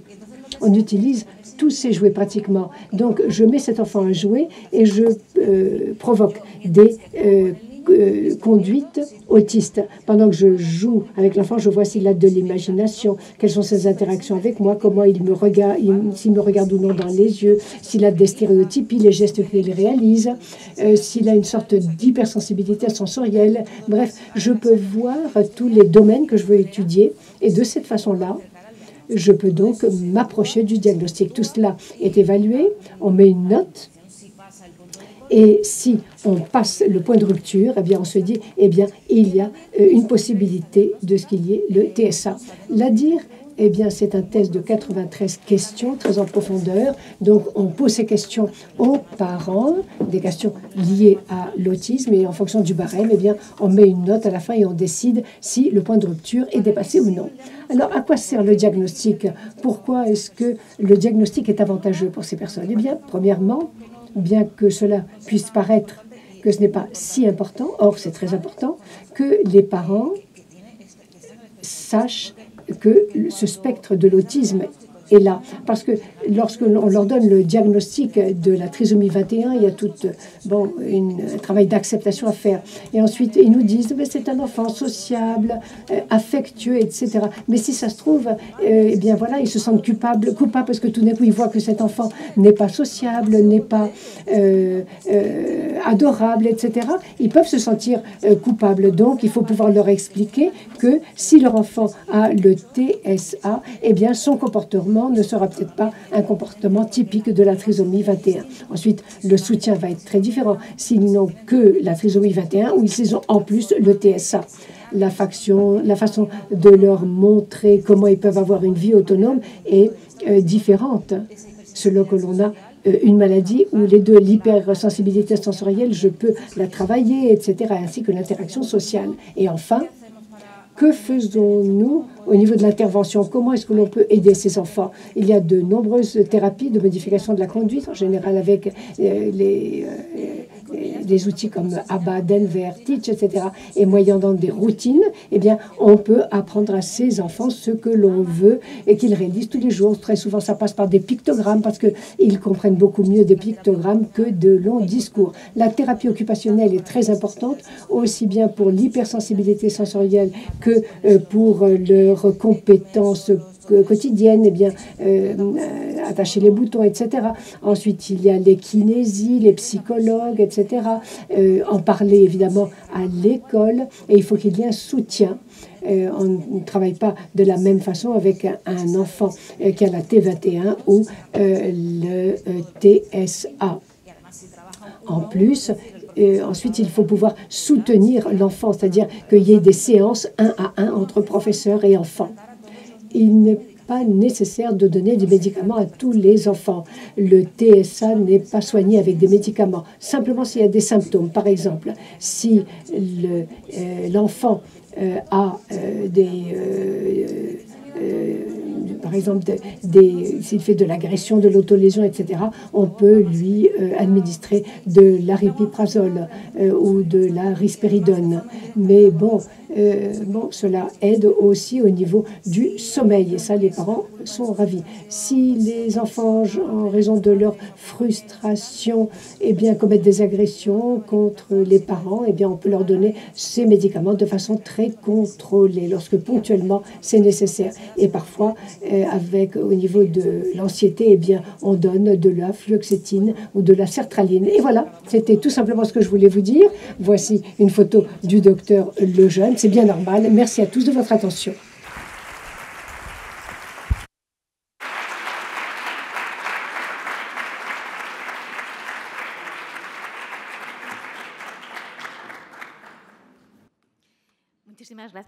Merci beaucoup, docteur Garcia. Réellement, tout cela est très, très intéressant. Voilà, il nous reste 15 minutes pour le colloque. Donc, si la docteure Mircea, le docteur Walti et la docteure Garcia veulent bien monter, ils sont à votre disposition pour répondre aux questions que vous voudrez leur poser. Vous n'avez qu'à lever la main et nous allons vous passer le micro dans la salle. N'hésitez pas à poser vos questions.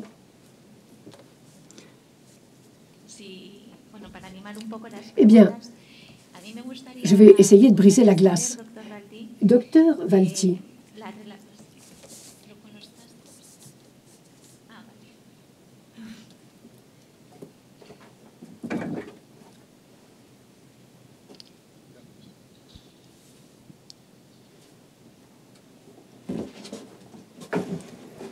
voilà, docteur Walti, est-ce que vous nous entendez? Docteur Walti, vous entendez l'interprétation? Oui. Alors, ce modèle de prise en charge si spécial dont vous avez parlé, qui est réalisé à l'Institut Jérôme Lejeune, je ne sais pas s'il existe quelque chose de semblable. Bon, en France, je ne sais pas, mais en France, on n'en a pas. Est-ce que vous connaissez d'autres centres dans d'autres pays où la prise en charge soit aussi globale lorsque l'on est face à des personnes qui ont des problèmes intellectuels, des déficiences intellectuelles? Alors oui, il existe probablement des centres qui ont une approche comme à l'Institut Jérôme Lejeune, aussi globale, mais le plus souvent c'est pour une catégorie d'âge, c'est-à-dire ce sont pour les enfants ou les adultes ou les personnes vieillissantes. Et il est rare d'avoir un centre, et je pense que nous sommes le seul centre en Europe et probablement au monde, où il y a un suivi tout à fait longitudinal de la naissance à la fin de vie. Je crois que c'est la grande différence avec les autres centres. Gracias. Merci. Docteur Mircea, les lignes de recherche dont vous nous avez parlé sont impressionnantes. Il y a certaines lignes de recherche qu'on ne connaissait même pas. Il s'agit d'améliorer, bien sûr, la qualité de vie et d'améliorer les capacités cognitives. Mais la recherche, d'ici aux 5 à 10 années à venir, est-ce que vous pensez qu'il va y avoir des progrès significatifs? Est-ce que vous pensez que les personnes qui ont une déficience intellectuelle d'origine génétique puissent voir leur capacité cognitive s'améliorer, ou faudra-t-il attendre un peu plus? Je ne sais pas si ça marche. Je pense que la recherche, c'est une question difficile, parce que quelquefois on trouve des choses qu'on n'a pas espérées et qui changent la donne. Il y a des recherches dans le cancer ou dans la maladie d'Alzheimer qui peuvent surgir et qui peuvent améliorer beaucoup d'un seul coup. Mais ce que je peux dire, c'est que je travaille depuis 20 ans ou 25 ans à l'Institut Lejeune et que je vois que même si on n'a pas fait on n'a pas guéri la trisomie 21, on a amélioré beaucoup leur qualité de vie, leurs conditions de vie, en collaboration avec beaucoup de gens qui travaillent dans le domaine. Donc, je ne suis pas Madame Soleil. J'espère qu'on va... En tout cas, il y a beaucoup d'efforts. Monsieur Lejeune disait que c'était moins difficile que d'aller sur la Lune, hein, si on mettait tous les efforts. Et au début il y a 20 ans, il y a des boîtes pharmaceutiques qui ont investi dans la recherche médicamenteuse, comme Roche ou comme Sanofi, qui ont essayé de développer des molécules pour la déficience intellectuelle dans la trisomie 21 ou l'X fragile. Et ces essais se sont arrêtés car ils n'ont pas donné de résultats probants. Mais là, je vois que ça commence à remonter. Puis vous voyez, je vous ai parlé de l'essai ICODE. Donc c'est une petite boîte pharmaceutique française qui est en train de développer une nouvelle molécule. Et puis dire qu'un A est toujours une cible, CVS est une cible. Donc voilà, il faut toujours continuer de toute façon. Merci. Une question pour la docteure Garcia. J'ai été extrêmement surprise par le fait qu'il y ait davantage d'impact de l'autisme parmi les personnes atteintes de trisomie 21 que dans la population normale. En réalité,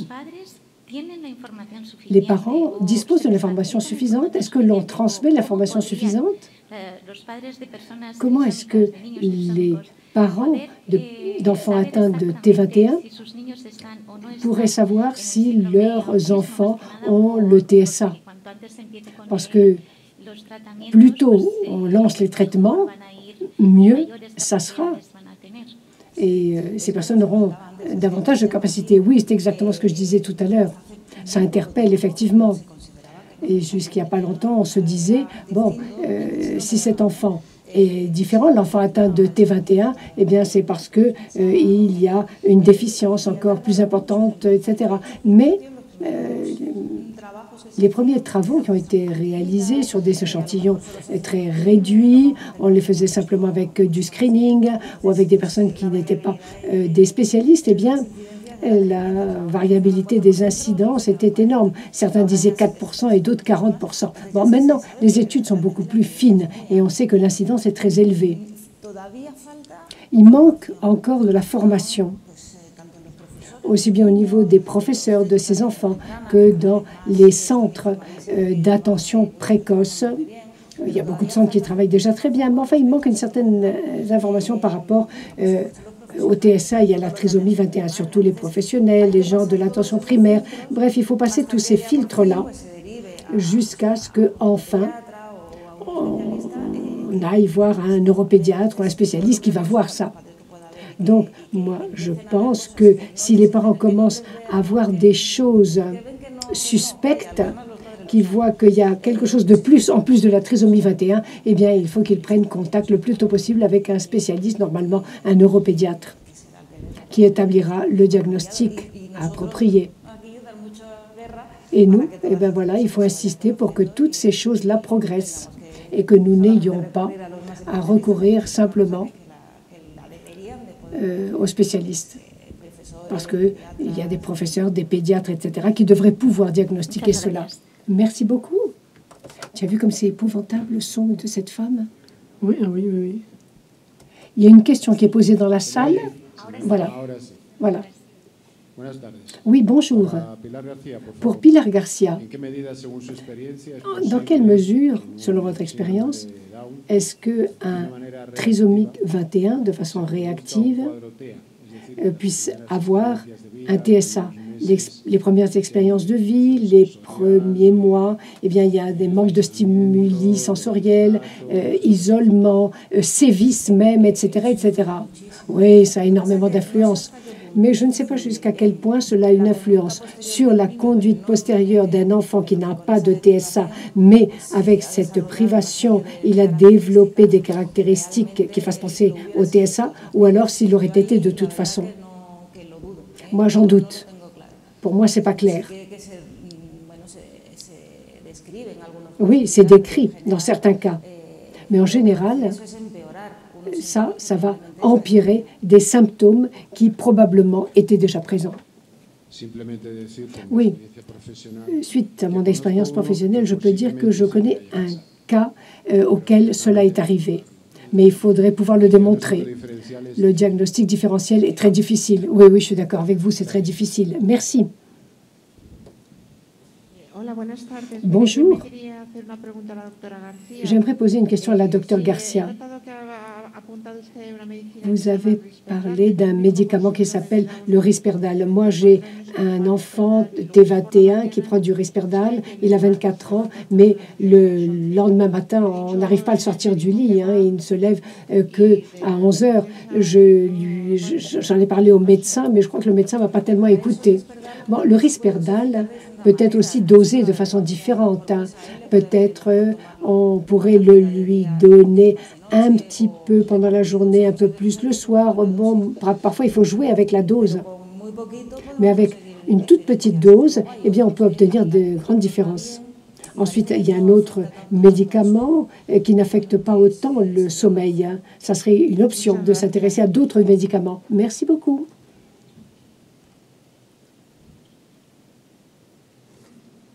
J'entends le bruit de... C'est horrible. Oui. Docteur Garcia,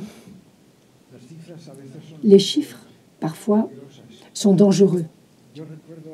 Je me souviens, il y a 30 et quelques années, on disait qu'il était fort improbable qu'il y ait un TSA dans les cas de trisomie 21, et ensuite, il a bien fallu l'admettre. En tout état de cause, ce chiffre de 16% dont vous avez parlé, eh bien, peut faire peur. Bon, vous savez certainement tout ça mieux que moi, mais les documents parlent de chiffres plus variables. Il est vrai que dans certains cas, on parle de 16%. Mais bon, 16%, c'est quand même un peu trop. Je ne sais pas, je m'aventure là. Mais peut-être, il ne faut pas être trop ferme au niveau des chiffres. Oui, je suis d'accord avec vous, il faut bien dire quelque chose. Bon, je me suis bien posé la question, parce que moi aussi, je trouvais que c'était énorme. Mais bon, il y a des études qui parlent même de 20%. Oui, oui, même plus que ça, 40%. Mais je trouve que c'est un peu exagéré, non? Cette étude sur laquelle d'autres études se sont basées remonte à 2015-2016 de Richard. C'était une méta-analyse, c'était la plus complète à l'époque. Et ils arrivaient à la conclusion de 16%. Ensuite, il y a eu d'autres études qui parlent aussi de 16-18%. C'est peut-être un peu exagéré ou non, je ne sais pas. Mais bon, ce sont les chiffres dont on parle dernièrement. Autre question, j'aimerais attirer votre attention sur le point suivant. Ces premiers symptômes qu'il peut y avoir de conduite répétitive, des stéréotypies, etc. Nous les avons vus chez nos enfants depuis qu'ils étaient tout petits. Mais lorsque l'on sait que cela peut se produire et qu'on éduque les enfants, eh bien, ces comportements partent. Donc, je pense qu'il est bon d'insister là-dessus. Ces comportements disparaissent à force d'insister. Plus qu'une question, j'aimerais surtout, en tant que parents unis par la trisomie 21, j'aimerais dire que cette fondation Le Jeune, je la trouve admirable. Cette fondation qui a la capacité de réunir, parce que lorsque l'on est parent du T21, eh bien, franchement, c'est dur ici en Espagne. Pilar, tout ce dont tu nous as parlé, s'il n'y a pas d'union, d'unification des médecins, eh bien, franchement, on entre dans un monde fascinant lorsqu'on est parent d'un T21. Et il faut voir la quantité de personnes qui nous ouvrent les yeux, qui nous ouvrent des voies à suivre. Et bon, on se met à penser à ce que Pilar, à ce que tu nous as raconté, ainsi ce dont nous ont parlé Hervé et Clotilde. Ça serait formidable qu'on aille à un seul endroit et que dès le début, il y ait un accompagnement. Nous, ici, on va à l'hôpital du Niño Jesús et ensuite, bon, on nous envoie dans un endroit, dans un autre, etc. J'espère qu'un jour, en Espagne, on pourra avoir cette unité médicale parce que les premiers qui ne savent pas, peut-être, ce sont les médecins. Ils manquent de la formation, c'est vrai. Voilà, donc je voulais vous remercier. À cet égard, je vous invite à rester jusqu'à la fin de cette journée d'études. Au fond de la salle, quelqu'un levait la main. Oui, bonjour. Je m'adresse à la docteure Mircea. J'ai peut-être mal prononcé votre nom, dit l'oratrice. J'ai un enfant qui a la trisomie 21. Il a eu une leucémie. Il est en train de lutter contre une leucémie. Et j'aimerais savoir s'il y a des études sur le cancer chez les enfants atteints de trisomie 21. Je vous remercie.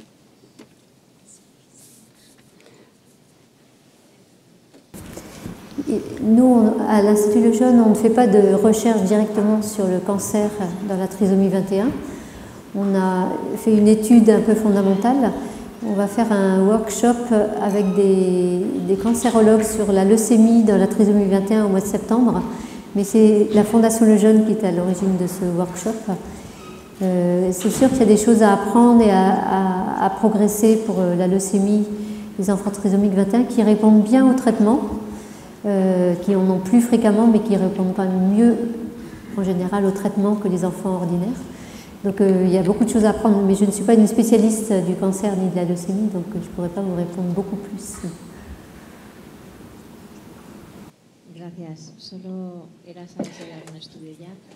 Merci, il s'agissait de savoir s'il y avait une étude et de savoir si nous avons des données, parce que je crois que le pourcentage est assez élevé. Je vous remercie. Oui, quelqu'un d'autre a demandé la parole, je vois ici.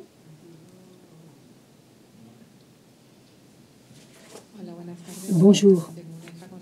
J'ai une fille aussi atteinte de trisomie 21. Il y a plusieurs années, on lui a diagnostiqué un déficit d'attention. Mais enfin, bon, les médecins vraiment ne savent pas. On a posé le diagnostic, on lui a donné des médicaments, etc. Mais est-ce qu'il y a des études plus spécifiques sur le déficit d'attention et sur l'hyperactivité? Il vous traduit pour moi. Des études spécifiques sur le déficit d'attention et les troubles d'hyperactivité. C'est pour toi. Je ne crois pas qu'il y ait des études spécifiques, mais c'est un sujet très important. Et le docteur Ciotavalti, donc qui est neuropédiatre et qui est l'épouse de Hervé, a fait une étude rétrospective sur l'intérêt du méthylphénidate chez les enfants trisomiques 21 qui ont aussi une hyperactivité. On a publié un petit article là-dessus voilà, parce que les recommandations ne sont pas très claires. Et en tout cas en France, il y a un peu de peur de donner du méthylphénidate chez les enfants trisomiques. Et donc en fait, on milite un petit peu pour faire un bon diagnostic de troubles d'hyperactivité avec déficit d'attention pour, quand c'est nécessaire, donner le traitement. Mais il y a certainement des études à faire prospectives parce qu'il y a des enfants qui répondent bien et pour lesquels c'est vraiment utile et d'autres, malgré un diagnostic qui semble bien posé, qui répondent moins bien ou qui ont des effets secondaires. Donc il y a certainement des études à faire aussi. Et on attend le docteur Ciotavalti pour mener à bien ces études.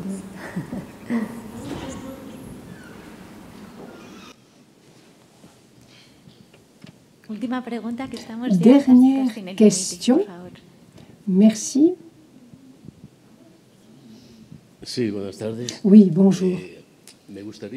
J'aimerais savoir, parce que je n'ai pas très bien compris, quelle a été l'efficacité du traitement de l'acide folique sur les enfants atteints de trisomie 21.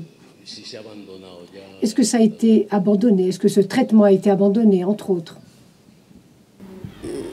Oui, on a arrêté de proposer. Ce n'est pas un médicament qui fait du mal, donc on peut en prendre. Mais on a arrêté de le proposer systématiquement aux enfants trisomiques 21 parce qu'on n'a pas vu de bénéfices réels et objectifs. Peut-être que nos tests, comme je vous l'ai dit, les tests d'évaluation n'étaient pas assez sensibles. Mais en tout cas, on n'a pas montré de bénéfices importants sur le développement. Et du coup, on ne continue pas à proposer. Après, ils peuvent en prendre parce que ça ne fait pas de mal, mais on n'a pas d'argument pour dire qu'il faut en prendre.